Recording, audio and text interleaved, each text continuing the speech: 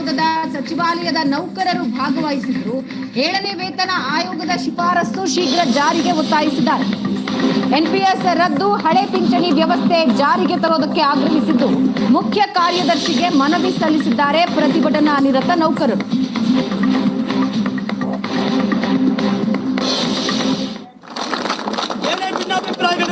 ಸಂಘಟನೆ ಹೋರಾಟ ನಮ್ಮ ಹಕ್ಕುಗಳು ಅನ್ನುವಂತ ವಿಚಾರಗಳು ಬಂದಾಗ ಸರ್ಕಾರಿ ನೌಕರರನ್ನ ಆ ಕಾರಣಕ್ಕಾಗಿ ನಾವು 29ನೇ ತಾರೀಕಿಂದ ಸಾಂಕೇತಿಕವಾಗಿ ತೀರ್ಮಾನ ಮಾಡಿದ್ದೇವೆ. ಸರ್ಕಾರ ಮಾತುಕತೆ ಕರೀತದೆ, ಮಾತಾಡಿದಾಗ ಆದೇಶ ಬಂದ ಮೇಲೆ ನಾವೆಲ್ಲ ಸಂಘಟಕರು ಕೂಡ ಕೂತ್ಕೊಂಡು ತೀರ್ಮಾನವನ್ನ ಮಾಡ್ತೇವೆ ಅನ್ನುವಂತ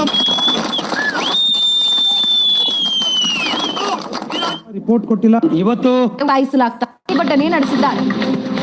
ವಿಕಾಸಸೌಧದ ಗಾಂಧಿ ಪ್ರತಿಮೆ ಬಳಿ ಪ್ರತಿಭಟನೆ ನಡೆಸಿದ್ದಾರೆ. ಪ್ರತಿಭಟನೆಯಲ್ಲಿ ವಿಧಾನಸೌಧದ ಸಚಿವಾಲಯದ ನೌಕರರು ಭಾಗವಹಿಸಿದ್ರು.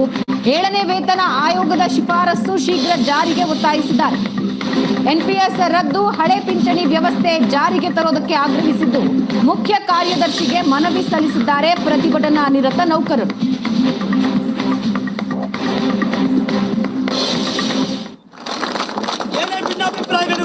ಸಂಘಟನೆ ಹೋರಾಟ ನಮ್ಮ ಹಕ್ಕುಗಳು ಅನ್ನುವಂತ ವಿಚಾರಗಳು ಬಂದಾಗ ಸರ್ಕಾರಿ ನೌಕರರನ್ನ ಆ ಕಾರಣಕ್ಕಾಗಿ ಸಂಘಟಕರು ಕೂಡ ಕೂತ್ಕೊಂಡು ತೀರ್ಮಾನವನ್ನ ಮಾಡ್ತೇವೆ ಅನ್ನುವಂತ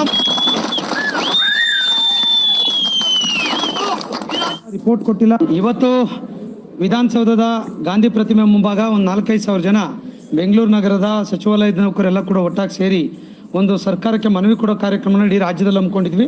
ತಾಲೂಕು ಜಿಲ್ಲೆಯಲ್ಲಿ ಈಗಾಗಲೇ 75% ಮುಗಿದಿದೆ. ಬೆಂಗಳೂರು ಇವತ್ತು ಕೊಟ್ವಿ. ಮಾನ್ಯ ಚೀಫ್ ಸೆಕ್ರೆಟರಿ ಅವರಿಗೆ 3 ಪ್ರಮುಖ ವಿಚಾರಗಳನ್ನ ಇಟ್ಕೊಂಡು ಮನವಿಯನ್ನು ಕೊಟ್ಟಿದ್ದೇವೆ. ರಾಜ್ಯದ ಸರ್ಕಾರಿ ನೌಕರ 7ನೇ ವೇತನ ಆಯೋಗ ರಚನೆ ಕೊಟ್ಟಿದೆ.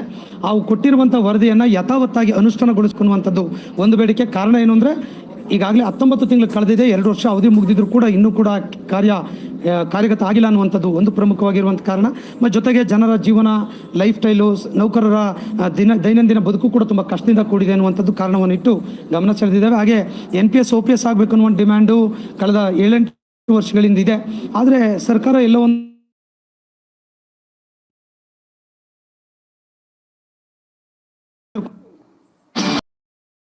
ತೋರಿಸ್ತಕ್ಕಂಥ ಕೆಲಸ ಮಾಡಿದೆ.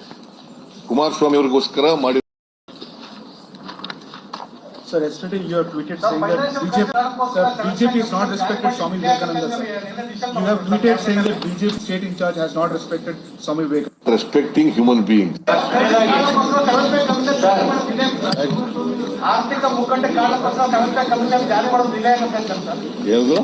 ಆರ್ಥಿಕ ಮುಗ್ಗಟ್ಟು ಕಮಿಷನ್ ಅವರು ಸರ್ಕಾರ ಪ್ರತಿಭಟನೆ ಮಾಡ್ಲಿಕ್ಕೆ ಹೋಗ್ತಾರೆ ಸರ್ಕಾರಿ ನೌಕರರು. ಸರ್ DCM ಸರ್ ಅದು ಕ್ಯಾಬಿನೆಟ್ ಮುಂದೆ ಬಂದು ಚರ್ಚೆ ಆಗ್ಬೇಕು. ಚರ್ಚೆ ಆದ್ಮೇಲೆ ವಿಲ್ ಟೇಕ್ ಇಟ್ ಡಿಸಿಷನ್. ಈಗಾಗಲೇ 17% ಕೊಡಕ್ ಒಪ್ಕೊಂಡಿದೀವಿ.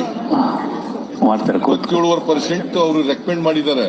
ಅದನ್ನ ಕ್ಯಾಬಿನೆಟ್ ಮುಂದೆ ಮಾಡಿ ಚರ್ಚೆ ಮಾಡಿ ವಿಲ್ ಟೇಕ್ ಇಟ್ ಡಿಸಿಷನ್. ಸರ್ಕಾರ ಪ್ರತಿಭಟನೆ ಮಾಡ್ಲಿಕ್ಕೆ ಹೋಗ್ತಾರೆ ಸರ್ಕಾರಿ ನೌಕರರು.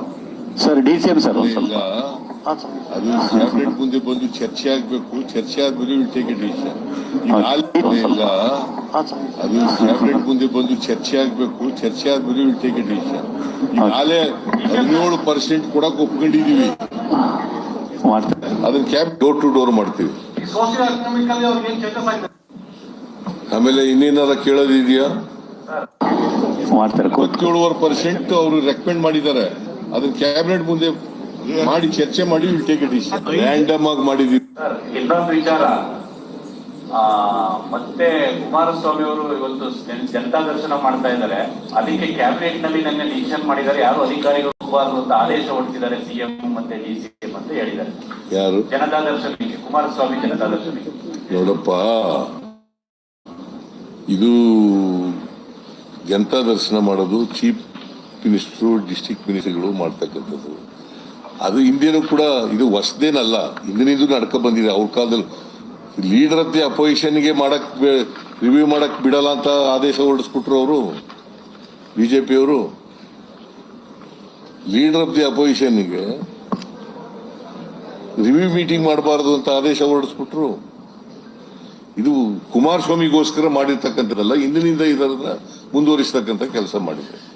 ವರ್ಷದಿಂದ ಡೋರ್ ಟು ಡೋರ್ ಮಾಡ್ತೀವಿ. ಅದನ್ನ ಕ್ಯಾಬಿನೆಟ್ ಮುಂದೆ ಮಾಡಿ ಚರ್ಚೆ ಮಾಡಿ will take it decision. So ಇಲ್ಲಿ ನೀವು ನೋಡ್ತಾ ಇರುವಂತದ್ದು ಬೇಸಿಕಲಿ ಮಾಧ್ಯಮದವರು 7ನೇ ವೇತನ ಆಯೋಗವನ್ನ ಯಾವಾಗ ಇಂಪ್ಲಿಮೆಂಟ್ ಮಾಡ್ತೀರಾ ಸರ್ ಅನ್ನೋ ಒಂದು